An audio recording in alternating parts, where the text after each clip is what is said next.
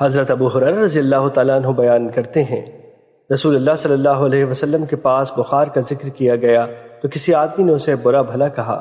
تو نبی صلی اللہ علیہ وسلم نے فرمایا، اسے برا بھلا نہ کہو، کیونکہ وہ گناہوں کو ایسے صاف کر دیتا ہے جیسے آگ لوہے کی میل کچیل دور کر دیتی ہے۔ مشکوٰۃ المصابیح حدیث نمبر 1583۔ حضرت ابو ہریرہ رضی اللہ تعالیٰ عنہ بیان کرتے ہیں، رسول اللہ صلی اللہ علیہ وسلم نے کسی مریض کی عیادت کی تو فرمایا، خوش ہو جاؤ، کیونکہ اللہ تعالیٰ فرماتا ہے، وہ بخار میری آگ ہے، میں اسے دنیا میں اپنے مومن بندے پر مسلط کرتا ہوں تاکہ وہ اس کے لیے روز قیامت کی آگ کے حصے کا بدلہ ہو جائے۔ مشکوٰۃ المصابیح حدیث نمبر 1584۔ حضرت عبداللہ بن عمرو رضی اللہ تعالیٰ عنہ بیان کرتے ہیں، مدینے میں پیدا ہونے والا ایک شخص فوت ہو گیا تو نبی صلی اللہ علیہ وسلم نے اس کی نماز جنازہ پڑھ کر فرمایا، کاش کہ اپنی جائے پیدائش کے علاوہ کسی اور جگہ فوت ہوتا۔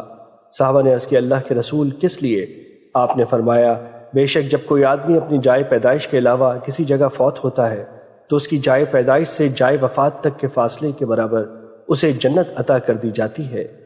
مشکوٰۃ المصابیح حدیث نمبر 1593۔ حضرت ارباز بن ساریہ رضی اللہ تعالیٰ عنہ سے روایت ہے کہ رسول اللہ صلی اللہ علیہ وسلم نے فرمایا، شہداء اور اپنے بستروں پر وفات پانے والے طاعون کی وجہ سے فوت ہونے والوں کے بارے میں ہمارے رب عز و جل کے سامنے مقدمہ پیش کریں گے تو شہداء عرض کریں گے، ہمارے بھائی ہیں، وہ ایسے ہی شہید کیے گئے جیسے ہم شہید کیے گئے، جبکہ فوت ہونے والے کہیں گے، یہ ہمارے بھائی ہیں، یہ بھی ویسے ہی اپنے بستروں پر فوت ہوئے جس طرح ہم فوت ہوئے۔ ہمارا رب فرمائے گا، ان کے زخم دیکھو، اگر تو ان کے زخم مقتولین یعنی شہداء کے زخموں کی طرح ہیں تو پھر یہ ان میں سے ہیں اور ان کے ساتھ ہیں، بس ان کے زخم انہی کے زخموں سے مشابہ تھے۔ مشکوٰۃ المصابیح حدیث نمبر 1596۔ حضرت ابو ہریرہ رضی اللہ تعالیٰ عنہ بیان کرتے ہیں، رسول اللہ صلی اللہ علیہ وسلم نے فرمایا، تم میں سے کوئی موت کی تمنا نہ کرے، اگر تو وہ نیک وکار ہے تو شاید کہ وہ نیکیوں میں اضافہ کر لے، اور اگر وہ خطا کار ہے تو شاید کہ وہ توبہ کر لے۔ مشکوٰۃ المصابیح حدیث نمبر 1598۔ حضرت ابو ہریرہ رضی اللہ تعالیٰ عنہ بیان کرتے ہیں،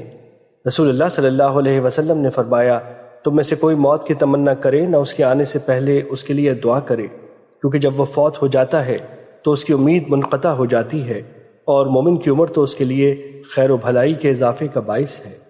مشکوٰۃ المصابیح حدیث نمبر 1599۔